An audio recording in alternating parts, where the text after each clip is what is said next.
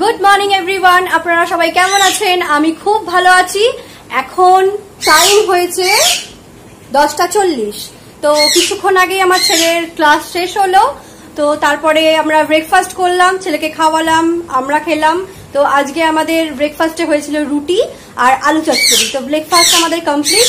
এবার অনেকটা টাইম হয়ে গেল, অনেক বেলা হয়ে গেল। তো বিছানা টিছানাগুলো এখনো কিছু গুছানো হয়নি, কারণ আমার ছেলে 8টা থেকে ক্লাস থাকে। তো ওকে ঘুম থেকে তুলেই আমাকে টেনে হিজড়ে তুলতে হয়, এক তো দেরি করে ওঠে। তো তারপরে ওকে তুলে একদম বসিয়ে দিই পড়তে। তো সেই জন্য বিছানাগুলো একদম মেস হয়ে পড়ে থাকে। তো এখন আমি বিছানাগুলো পরিষ্কার করে নেবো।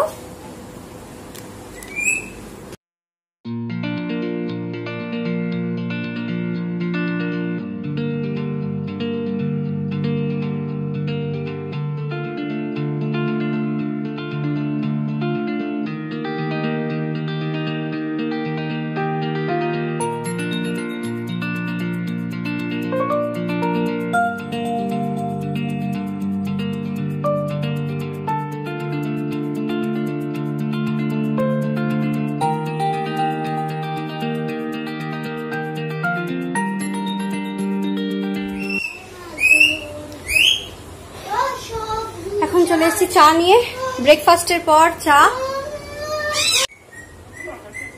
হ্যাঁ, কালকে আপনাদেরকে বলেছিলাম আমি লিপ গ্লস লাগিয়েছি। তো এটা লিপ গ্লস নয়, লিপ বাম লাগাই আমি। চল চাটা খেয়ে নি।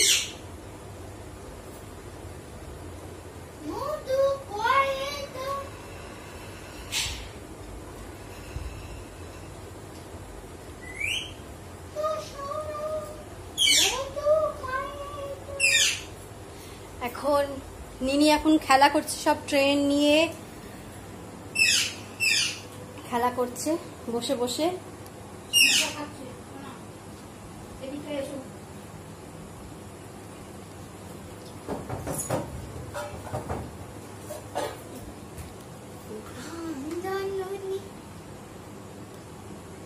কি নিয়ে খেলা করছো? ট্রেন নিয়ে। দেখাবো আপনাদের কেমন করে ট্রেন। এদিকে নিয়ে এসো। ট্রেনের তো কিছু নেই। এখন এই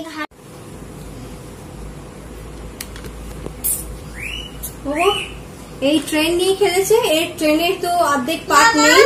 বাড়িতে যে কত ট্রেন, ও বাইরে বেরোলে সেরকম কিছু বায়না করে না। অনেক বাচ্চারা যেমন প্রচন্ড বায়না করে, ও বায়না করে না। ও জিজ্ঞাসা থাকে, অনেক কিছু জিজ্ঞাসা করে বাইরে বেরোলে।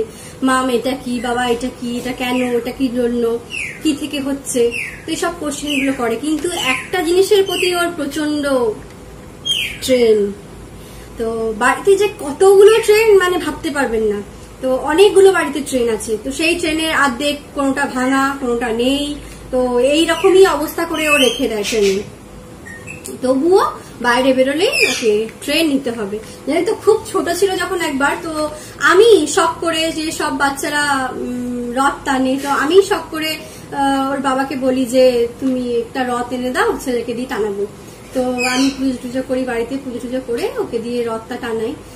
তো রথ টানতে বেরোই আমি, আমার হাজবেন্ড, আমার ছেলে, আমার শ্বশুর মশাই, তো এই কজন বেরোই। তো বাইরে বেরিয়ে রথ টানে তো না, মানে চিৎকার ওখানে শুয়ে পড়ছে যে ট্রেন দেখতে যাবে। তো মানে রাখা যাচ্ছে না, এত মানে বায়না করছে। এরকম বায়না ও সচরাচর করে না, কিন্তু এত করছিল সেদিনকে যে ওকে রাখা যাচ্ছিল না। তো তখন জয় তখন বললো যে এক কাজ করো, তোমরা বাড়ি চলে যাও, ওই রথ নিয়ে আমি ওকে ঘুরিয়ে নিয়ে আসি। তখন ওকে নিয়ে গেল বালিখালে। চিন্তা করতে পারবেন, বালিখালে নিয়ে গিয়ে ওখানে বসে রইলো, দুটো ট্রেন দেখলো, তারপরে বাড়ি আসলো। এইরকম ও ট্রেন পাগল, খুব ছোট থেকে, কেন জানি না, খুব ছোট থেকে। কোথায় গেছিলাম আমি?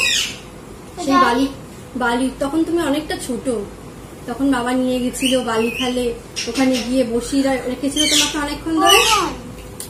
তখন তুমি অনেক ছোট, তখন তোমার বয়স কত, 2 ইয়ার্স হবে। 2 ইয়ার্স না, 3 ইয়ার্স হবে, 2-3 ইয়ার্স হবে। তখন একটু বড় ছিলাম, তখন দুটো করে তখন জানি না কিছু করে নিয়ে গেছিল। তো মায়ের রান্না বান্না তো আজকে সব হয়ে গেছে, কারণ জয় বেরিয়েছে সকালবেলায়, তো অফিসে ভাত নিয়ে যায়, কারণ আগে আগে রুটি, তারপরে চাউমিন, পাস্তা টাস্তা আমি বিভিন্ন দিন বিভিন্ন রকম যেরকম হয় টিফিন আর কি আমি অফিসের জন্য ওকে বানিয়ে দিতাম। তো তারপরে ওর প্রচন্ড অ্যাসিডিটি শুরু হলো, তো তখন ডক্টর বললেন যে দুপুরবেলাটা একটুখানি এইসবগুলো না খেয়ে, রুটি টুটিগুলো না খেয়ে তো তুমি একটু ভাত খাওয়ার চেষ্টা করো। তো তখন থেকে ওকে আমি ভাত দেওয়া শুরু করলাম। তো ওদের অফিসে আবার মাছ মাংস ডিম চলে না, তো পেঁয়াজ আদা রসুন এগুলো চলে, তো ওইভাবেই রান্নাটা প্রতিদিন করতে হয়। পরে আবার মাছ মাংস ডিম যা হয় বাড়ির জন্য পরে বানিয়ে নেওয়া হয়, কিন্তু সেই সময় আর বানানো হয় না। তো মায়ের তো আজকে সব রান্না হয়ে গেছে, কারণ জয় আজকে ভাত নিয়ে গেছে, আর বাকি আছে শুধু মাছটা। তো আপনাদের সঙ্গে আজকে আমি মায়ের মাছের রেসিপিটা শেয়ার করবো।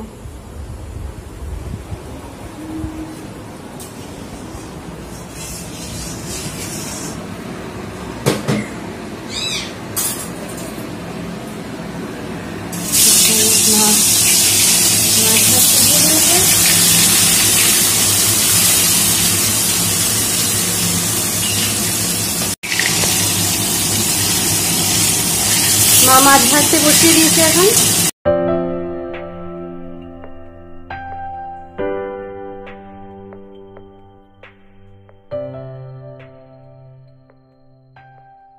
এইদিকে মা ভাত বসিয়ে দিয়েছে,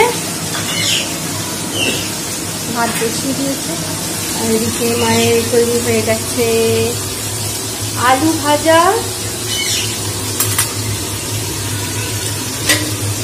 এখানে হচ্ছে সয়াবিন আলুর তরকারি, এটা পেঁপে ভাজা, মা আপাতত রেখে দিয়েছে। এটা হচ্ছে ডাল, আরো বানাবে মা, আপাতত তাড়াতাড়ি করে জয়কে বানিয়ে দিয়েছে। আর এখানে জয়ের জন্য ভাত করেছিল, সেখান থেকে একটু রয়ে গেছে, সেটাতে মিক্স করে মিশিয়ে দেবে ভাতের সঙ্গে। সকালবেলায় জয় আলু ভাজা, ডাল আর সয়াবিনও খেতে খুব ভালোবাসে, সয়াবিনের তরকারি, তো সয়াবিন পেঁপে ভাজা এইসব দিয়ে মা আজকে টিফিন দিয়েছে। বিছানাগুলো গুছিয়ে নিয়েছি, এবার এই ড্রেসিং টেবিলগুলো মুছে নিই।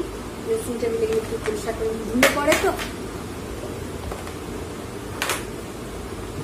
মা ওইদিকে রান্না করছি, আর টুকটাক মায়ের হাতে হাতে একটু এগুলো সাহায্য করে দিলে মায়েরও ভালো লাগে। আর হ্যাঁ, কুলফিকে এখানে বাঁধা আছে, কারণ এখন ছেড়ে দিলে ও প্রচন্ড দুষ্টুমি করে বেড়াবে, আর এই সময় মা রান্না করে, ঘরের অনেক কাজ থাকে, তো ওকে সামলানো আর একজন আছে তাকে সামলিয়ে এত কিছু করাটা পসিবল হয় না সকালবেলায়। তো এখন একটু সকালবেলার দিকটা একটু বাধা থাকে, তো আবার কিছুক্ষণ পর সব ঘরগুলো পরিষ্কার হয়ে গেলে তারপর ওকে আবার ছেড়ে দেওয়া হবে। তো ওরও খাওয়া হয়ে গেছে।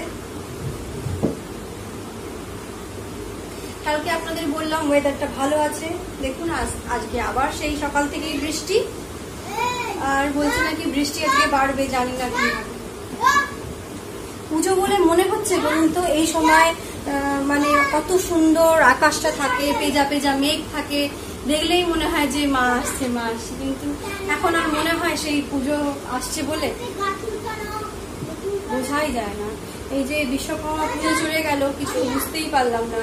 আর আরো আমাদের না বোঝার কারণ যেটা, আমার ভাই খুব শরীর খারাপ হয়েছিল, অসুস্থ ছিল, তো সেই জন্য আরোই বেশি বুঝতে পারিনি কোথা দিয়ে বিশ্বকর্মা পুজো এলো চলে গেল, কিছু বুঝতেই পারলাম না।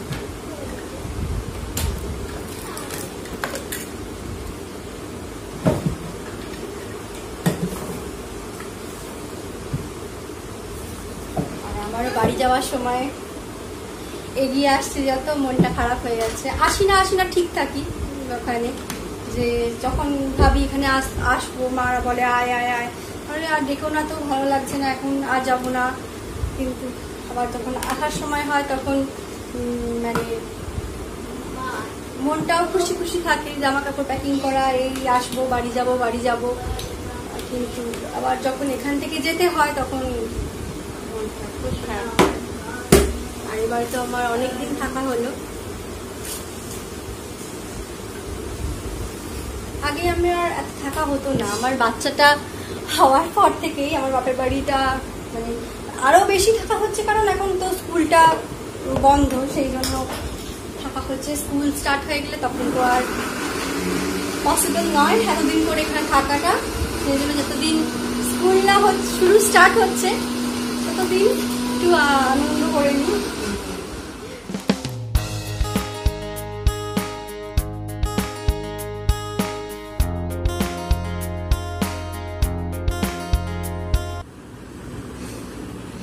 ওপরে ঘরে চলে এলাম আর জানলার পাশে বসে আছি। এখানে তো আমার আর কোনো কাজ নেই, শুধু বসে থাকা, গল্প, খাওয়া, আড্ডা এই চলছে। এখানে বসে আছি জানলার পাশে, খুব সুন্দর।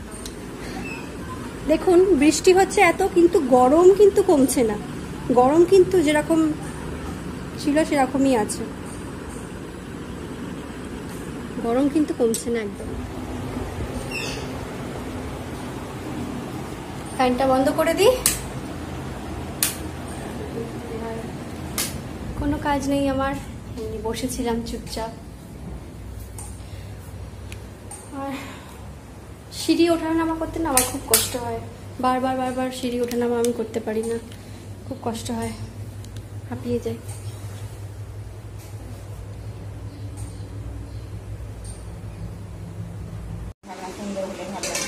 আজকের আমাদের লাঞ্চ মেনু হচ্ছে ভাত, ডাল, সয়াবিনের তরকারি, আর ওটা মাছের তেল কাটা, চচ্চড়ি, আলু ভাজা, আর ভাইয়ের জন্য মাছ ভাজা, কারণ ও ঝাল খাবে না তাই। দুপুরে খাওয়া দাওয়া কমপ্লিট। এবার ছেলেটাকে একটুখানি শোয়াই, ওকে না শোয়ালে ও ঘুমোবে না।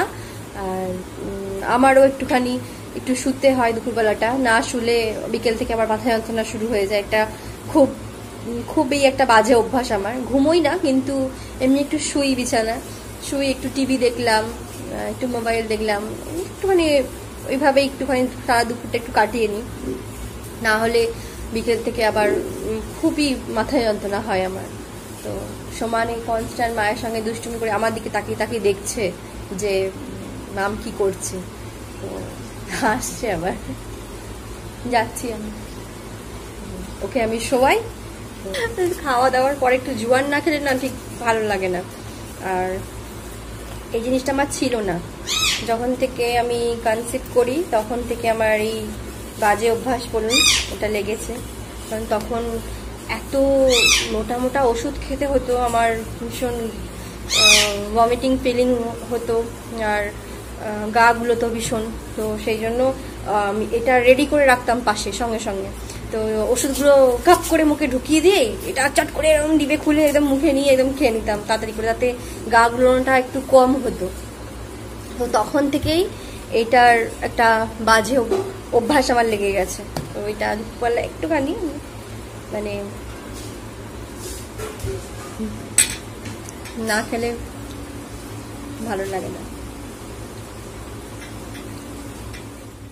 নিচে ডাইনিং এ বসে বসে কথা বলছিলাম আপনাদের সঙ্গে, তো কুলফি এত চিৎকার করছিল যে আমাকে উপরে চলে আসতে হলো, না হয়তো আপনারা আমার কথা শুনতেই পেতেন না। এই জুয়ানের কথা বলতে, আমার প্রেগনেন্সি কথা বলতে মনে পড়ে গেল যে আমার পুরো প্রেগনেন্সিটাতে অনেকে প্রেগনেন্ট হয়, খুব ভালো ভালো মেমোরিজ থাকে তাদের, তো অনেক কিছু সেই সময়টাকে খুব ভালো করে এনজয় করে। তো বিশ্বাস করুন আমি আমার প্রেগনেন্সিটাকে একদমই এনজয় করিনি, সবসময় ভীষণ ভয়ে কাটিয়েছি আমি সেই সময়টা, সেই পিরিয়ডটা। তো যতক্ষণ আমার বেবি হয়েছে ততক্ষণ পর্যন্ত, আমি যখন যেদিনকে আমার সিজার হবে সেদিনকে পর্যন্ত আমি হাউ করে কেঁদেছি আমার হাজবেন্ডের হাত ধরে, এটা ভেবে যে জানি না সব ঠিকঠাক হবে কিনা। তো যাই হোক, ভগবানের দয়ায় সব ঠিক আছে, সব ঠিক হয়েছে।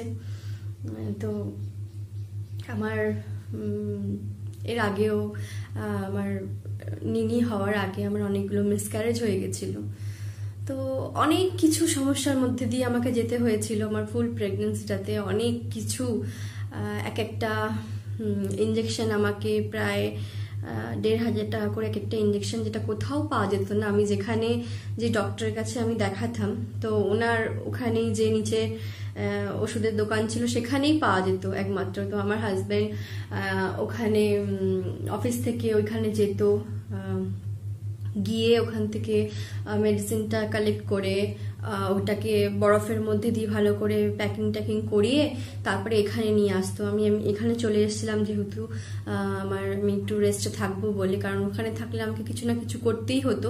তো আমি একটু রেস্টে যাতে থাকতে পারি সেহেতু আমি এখানে চলে এসেছিলাম আমার বাপের বাড়িতে। তো এখানে সেই ইঞ্জেকশনগুলো নিয়ে আসতো। তো এখানে বাড়িতে বাপি একটা ডক্টরকে বলে রেখেছিলেন, তো উনি এসে এসে আমাকে ইঞ্জেকশনগুলো দিয়ে যেতেন। তো মানে খুবই ভয়ে আমি কাটিয়েছি আমার ফুল প্রেগনেন্সিটা। তো ভগবান না করুক কারোর সঙ্গে এরকম হয়, কারণ এই মুহূর্তটা বারবার সবার জীবনে আসে না। তো এই মুহূর্তটাকে খুব ভালো করে এনজয় করা উচিত, সেই সময়টাকে খুব ভালো করে এনজয় করা উচিত, যেটা আমি করতে পারিনি। তো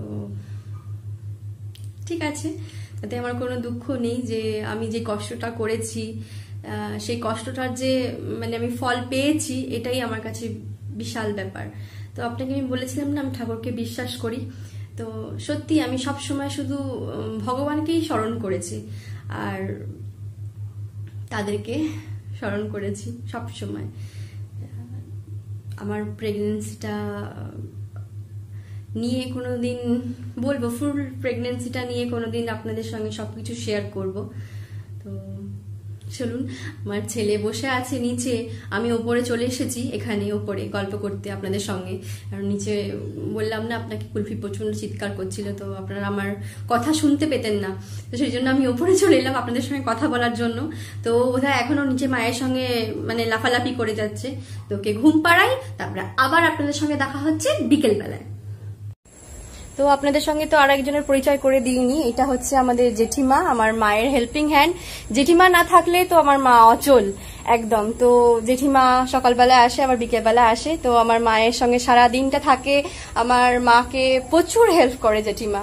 তো মা না জেঠিমা যদি একদিন না আসে আমার মা পাগল হয়ে যায়। তো এটা হলো জেঠিমা। জেঠিমা হাই বলো। হাই। চলুন দেখবেন আপনাদেরকে একটা জিনিস দেখাই। সারা দুপুর মা কিচ্ছু খেলো না, ভাত। প্রতিদিনের মায়ের এই এক রুটিন, মাকে বলে বলে মানে মাকে বোঝানো যায় না। তো ভাত খেতে আমার মায়ের একদম ভালো লাগে না। তো দুপুরবেলা এখন আমার মা বসেছে মুড়ি নিয়ে, এই দেখুন কি বলবো বলুন তো, মায়ের এত হাই প্রেশার, মায়ের সুগার ধরা পড়েছে। তো মাকে সবাই, বাপি, আমরা সবাই বারণ করি যে মা অন্তত একটু দুপুরবেলা কিছু খাও, ভারী কিছু খাও। তো মায়ের ম্যাক্সিমাম দিনই এরকম হয়, মায়ের খেতে ইচ্ছা করে না। মা কি খাবে মা? মা না কিছু খাবো না, একটু মুড়ি খেয়ে নেবো, এই কথা মায়ের মুখে।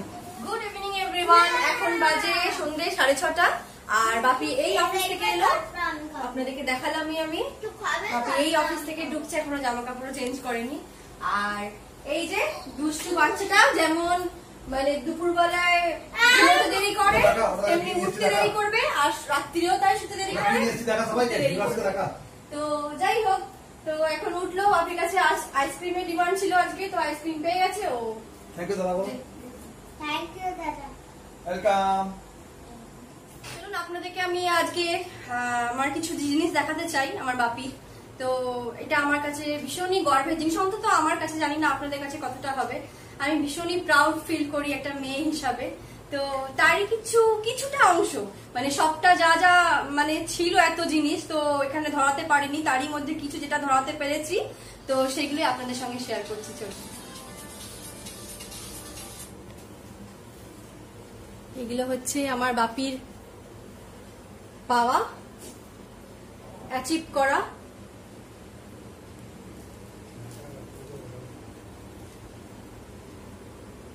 অনেক কষ্ট করে আমার বাপি এগুলোকে অ্যাচিভ করেছে। এইটা একটা মেমেন্টো যেটা বাপি আর্মি থেকে অ্যাচিভ করেছে, এইটা একটা আছে, এই একটা মেমেন্টো। আর ভয় লাগছে আমার তুলতে, বেশ ভারী। এইটা একটা মেমেন্টো। এগুলো সব বাপি আর্মি থেকে অ্যাচিভ করেছি। এটা একটা মেডেল।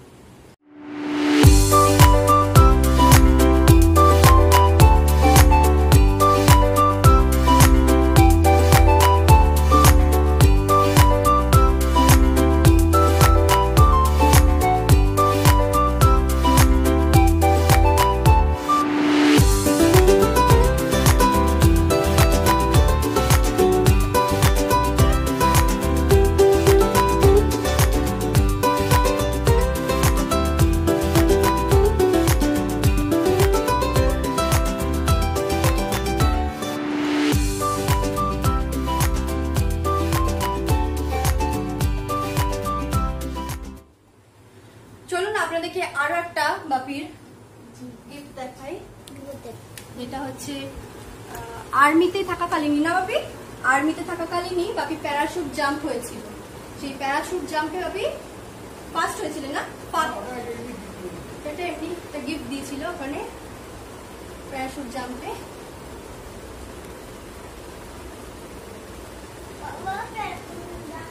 খুবই ভালো লাগে এইসব জিনিসগুলো, মানে সবার সঙ্গে শেয়ার করতে পেরে খুব ভালো লাগে। তো আপনাদের সঙ্গে শেয়ার করতে পেরে আমার খুব ভালো লাগলো এগুলো। তো জানি না আপনাদের কতটা ভালো লাগবে, তবুও যদি ভালো লেগে থাকে আপনাদের আমাকে জানাবেন। আর আজকে রাত্রিরে হচ্ছে পরোটা আর বাকি ওইটা চানা মশলা, আর হবে মিষ্টি, মিষ্টি থাকছে। জয়কে ফোন করলাম, জয়কে জিজ্ঞাসা করলাম তুমি কি পরোটা খাবে, তো বললো যে না আমি পরোটা খাবো না, কারণ ও শুনেছে কাঁটা চচ্চড়ি আছে, ও কাঁটা চচ্চড়ি খেতে খুব ভালোবাসে। তো আমাকে বললো যে না তাহলে আমি ভাতই খাবো, কাঁটা চচ্চড়ি যখন আছে আমি ভাত খাবো। তাহলে ঠিক আছে।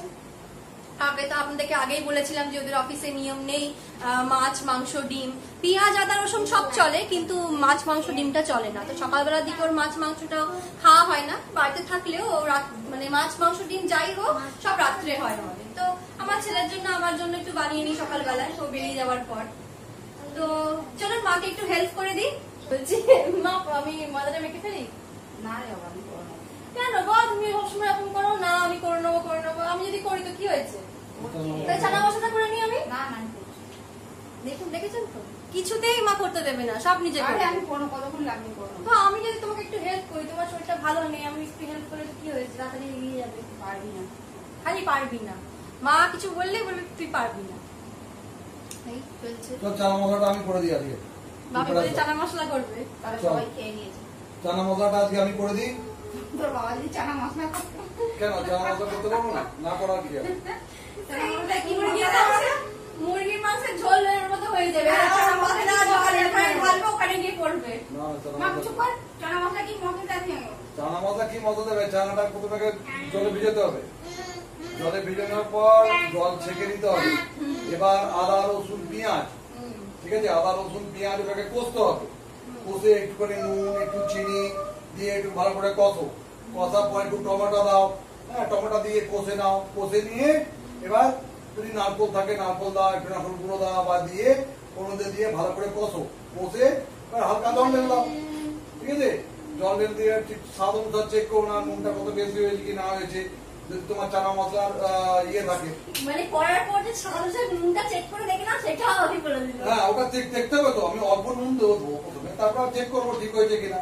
তারপর যদি চানা মশলা তোর ওই কি থাকে না, পাউচ প্যাকেট কি বলে মনে গেছে, ওই যে চানা মশলা ইয়ে থাকে রে, পাউচ প্যাকেট যেমন বিক্রি হয়, ও চানা মশলা, চানা মশলা, হ্যাঁ চানা মশলা একটু ছড়িয়ে দিলাম, বাস হয়ে গেল। এবার সার্ভ করে দাও, খেয়ে নেবে। এই তো সামান্য জিনিস। হ্যাঁ আমি করে দেবো, কোনো প্রবলেম নেই। পরোটা যদি করতে হয় পরোটা করে দেবো, লুচি। বাপি বলছে আপনি পরোটা করে দেবে, পুরো রেসিপিটা বলে দিল আপনাদেরকে, কিভাবে কি করবে না করবে সব বলে দিল। আর লাস্টে যে নুনটাও চাকতে হবে সেটাও বলে দিল। বাপি পরোটা চানা মশলা চা থেকে স্টার্ট হবে। হ্যাঁ চা করে দিচ্ছি, কোনো অসুবিধা নেই, আমার কোনো অসুবিধা নেই। আমাদের সবকিছু করতে হয়।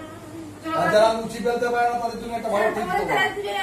ওই তো বেলে নিয়ে মাঝখান থেকে বাটি কষে নিয়ে কেটে নাও। হ্যাঁ, ভালো। এটা জানেন তো, আমার যখন প্রথম বিয়ে হয়েছিল তো তখন আমি তো কিচ্ছু পারতাম না। এবার জয় তখন হঠাৎ করে বলে রুটি খাবো, এবার আমি কি করে করবো রুটিটা। তখন আমি কি করলাম, না বললে চলবে না, বললে একটা প্রেস্টিজের ব্যাপার যে আমি পারি না করতে, এটা একটা বলতেও পারছি না, কি করব। তখন আটাটাকে মেখেছি, মাখার পর যা হোক করে ইন্ডিয়ান ম্যাপ এই ও হয়ে গেছে। দিয়ে একটা থালা ছিল, সেটাকে মাঝখান থেকে বসিয়ে দিয়েছি, দিয়ে কেটে তুলে নিয়েছি। এবার সেটা তারাই দিয়েছি। এবার সেটাও তো আমি জানি না একটা রুটিটাকে কতক্ষণ তারায় রেখে সেঁকতে হবে, তারপরে ওটাকে আবার আগুনের দিয়ে ওটাকে ফোলাতে হবে, সেটাও আমি বুঝতে পারি না, জানি না, টাইমিংটা জানতাম না। তো দিয়েছি, সেই রুটি একদম পাঁপড় ভাজা হয়ে গেছিল। কিন্তু ওকে দিয়েছিলাম, কিন্তু তাও কিন্তু ও বলেনি কোনোদিনও যে না তুমি আমাকে পাঁপড় ভাজা খাইয়েছিলে। ওইটাই আমি নিজে যখন ছিঁড়ে খাচ্ছি কিন্তু বুঝতে পারছি রুটিটা কতটা শক্ত, কিন্তু তাও খেয়েছি। আর এটা তো একটা হলো রুটি, আবার চালেরও একটা কেস আছে জানেন তো। ভাত করবো কি করে, এবার ভাত কিভাবে মাপবো, চাল না মাপবো, এটা তো বুঝতে পারছি না। কি করেছি, এটা বড় থালা নিয়েছি। এবার একটা, তখন তো আমার কাছে তত কৌটো মাপ এইসব কিছু ছিল না, একটা বাটি ছিল, সেই বাটিটাতে ভাগ করেছি যে আমি এতটা ভাত খাবো, ও জয় এতটা ভাত খাবে, দিয়ে সেটা নিয়েছি। এবার হাঁড়ি তো ছোট, ওইটা যখন বসিয়েছি হাঁড়ি পুরো উঠছে, ভাত করে ফ্যান করে, মানে আমি কি করব, অতটা ভাত নিয়ে মানে ফেলবো না রাখবো কিছু বুঝতে পারছিলাম না, এই অবস্থা হয়েছিল আমার। আগে মায়ের কথা শুনবি। তোর মা যখন আমি এখান থেকে আর্মিতে জয়েন করার পর বিয়ে দেওয়া করে ফার্স্ট স্টার্টিং, তখন তোরা হোস্টেল, তো তোর মাকে নিয়ে গেলাম জম্মুতে ফার্স্ট স্টার্টিং। তো ওখানে বাসন তো কিছু নিয়ে যায়নি, প্লেন ওখানে জামা কাপড় যেমন নিয়ে গেছিলাম। তো ওখানে গিয়ে ছোট হাঁড়ি কিনলাম, আর দুজন তো কত হাঁড়ি লাগে, বড় হাঁড়ি, একটু হাঁড়ি কিনলাম। তখন তো গ্যাসের প্রচলন অত হয়নি, ঠিক আছে। তো আমরা স্টোভেতে রান্না করতাম। তারপরে তো তোর বোধ হয় 87 বোধ হয় গ্যাসের প্রচলন কত, 88 তো, 88 পরেই বোধ হয় তখন ওরকম সময় গ্যাসের প্রচলন হলো। তো আর্মিতে গ্যাস পাওয়া গেল, গ্যাস নিলাম, ঠিক আছে। তখন গ্যাস ইউজ করছে স্টোভে। তো তোর মা কি করেছে, কতটা চাল নিতে হবে জানে না, এইটুকু হাঁড়িতে এক গাদা চাল দিয়েছে, দিয়ে জল টল দিয়ে ফোটাচ্ছে। সে তো ভাত উঠছে, পড়ে গেছে, নিচে ধরে গেছে, ধরে গিয়ে আর কান্নাকাটি করছে। যা ভাত হয়েছে কি হয়েছে জানি না। আমি একটার সময় এই রুট থেকে এসেছি, এসে আমি কি করে রান্না হয়েছে বলছে, কান্নাকাটি করতে হবে, রান্না হয়নি, হেন হয়নি, তেন হয়নি। আমি দেখলাম ভাত বেশ কিছু পুড়ে গেছে, নিচে কাঁচা, কিছু পেকেছিল, কিছু কাঁচা, কিছু পাকা। ঠিক আছে চলো, ওই দিয়ে টুকটাক খেলাম, না ভালো হয়েছে। তারপরে আমি তার কতদিন করে দিলাম, না গো এতটা চাল নেবে, এটা ফোটাবে, এরকম ভাবে করবে, আস্তে আস্তে তোর মা রান্না শিখে যাবে। এখন মা তো এখন আমার মা রান্না এক্সপার্ট। হ্যাঁ, একসাথে আমার মা 20-25 জনেও রান্না করে দিতে পারে, এরকম ক্ষমতা রাখে আমার মা। কিন্তু এখন আমার মা, এবং টেস্টি, যে রান্নাতে মশলা দিয়ে রান্না চাপিয়ে দিলাম তা কিন্তু না, টেস্টি রান্না। কিন্তু মায়ের এখন শরীরটা অতটা স্বাদ দেয় না, জানেন তো, সেই জন্য মাকে আমাদের করতেও দেওয়া হয় না, আর মা অতটা পারেও না। তো কিন্তু মা খুব ভালো। আর বিভিন্ন রকমের, যেহেতু বাপি আর্মিতে চাকরি করতে বলে আমরা বাইরে ছিলাম, তো মা সব জায়গায় গিয়ে বিভিন্ন রকমের জায়গার দেশের সব রান্নাগুলো তাদের কাছ থেকে গিয়ে শিখে আসতো। তা তারা গল্প করতো, মা বলতো না দিদি এরকম মুখে শুনে আমি করবো না, আপনি যেদিনকে বানাবেন আমাকে ডাকবেন, আমি দেখবো, দেখে তারপরে আপনার কাছ থেকে আমি এটা শিখবো। তো মা এরকম করে দেখে মা রান্না, আমি আজকে মানে যাই রান্না করি, সেটা ঘরোয়া ডাল চচ্চড়ি থেকে হোক, মানে শাক চচ্চড়ি থেকে হোক, আর বিরিয়ানি বলুক, সবই আমার মায়ের কাছ থেকেই শেখা। আর দেখুন না কি অবস্থা করে রেখেছে বিছানাটাকে, মানে ওর জায়গায় ঘর গুছিয়ে রাখার উপায় নেই, সব যা খেয়েছে সব ছড়িয়ে ফেলে এই অবস্থা।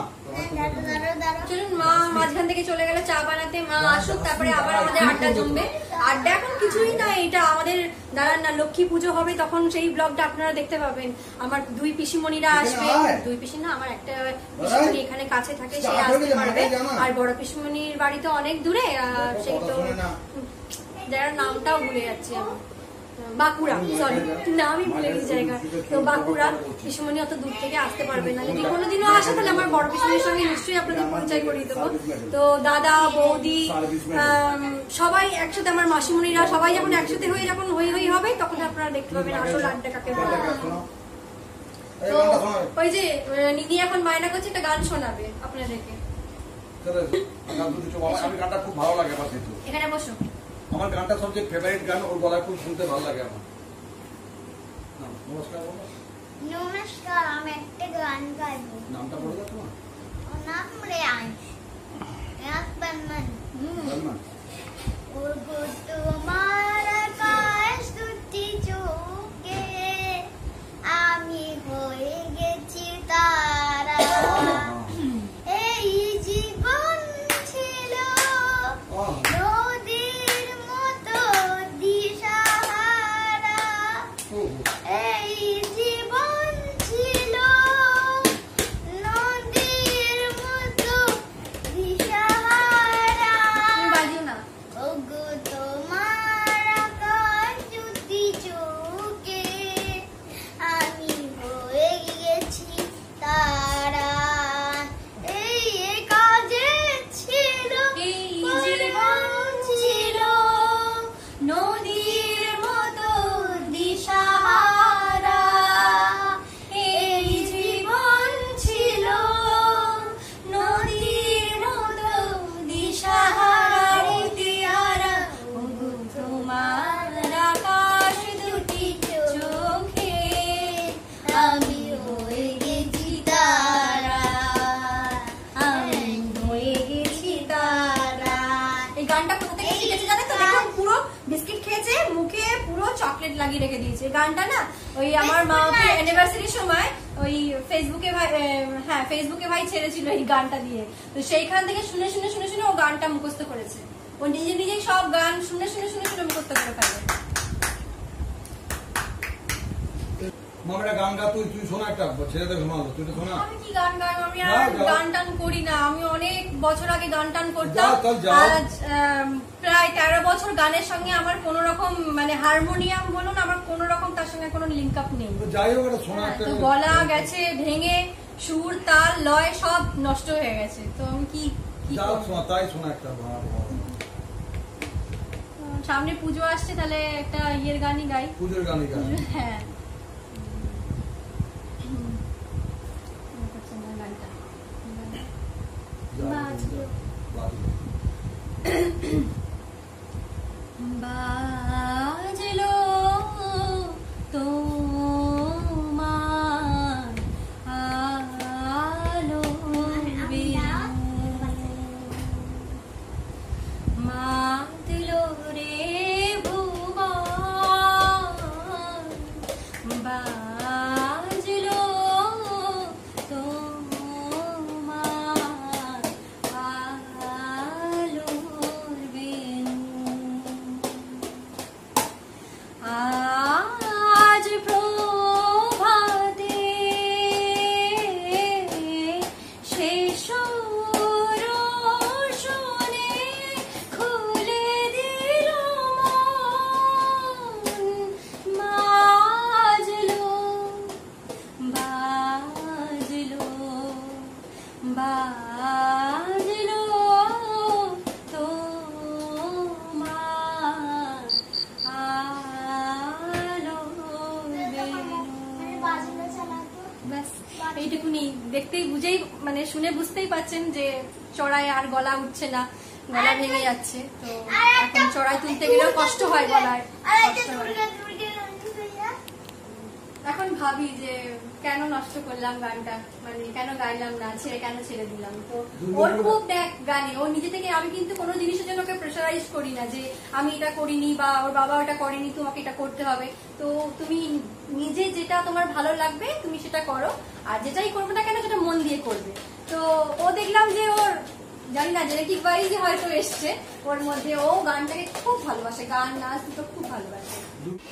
হ্যালো এভরিওয়ান, তো বলেছিলাম জয়াস চলে এসছে, দেখাই। খেতেও বসে পড়েছে। হ্যালো বন্ধুরা, খেতে বসে পড়েছি। ওই যে বলেছিলাম না মাছের তেল কাটা ওর সব থেকে ফেভারিট।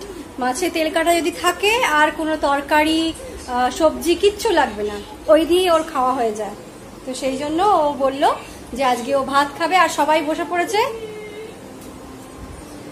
ভাই খাচ্ছে বিছানায় বসে বসে পরোটা খাচ্ছে, বাপি না পরোটা না, বাচ্চারা চলে এসেছে। আর বাচ্চাকে দেখাচ্ছি না পুরোটা। আরে ডাল পুরি আর বাচ্চাকে দেখাচ্ছি না কারণ খালি গায়ে বসে আছে, প্রচন্ড দৌড়াদৌড়ি করছিল কুলফির সঙ্গে, তো ঘেমে চান করে গেছে একদম, সেই জন্য গেঞ্জিটা একটু খুলে দিলাম, একটু চুপ করে বস, তারপরে আবার মুছিয়ে টুছিয়ে জামা কাপড় পরিয়ে দেবো।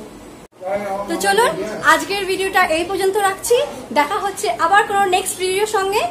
আর আপনারা সবাই সুস্থ থাকবেন, ভালো থাকবেন, সাবধানে থাকবেন।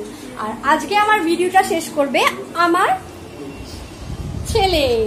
লাইক করবেন, শেয়ার করবেন, আমার মামার চ্যানেলটাকে সাবস্ক্রাইব করবেন, লাইক করবেন, শেয়ার করবেন, কমেন্ট করবেন, কমেন্ট করতে একদম ভুলবেন না।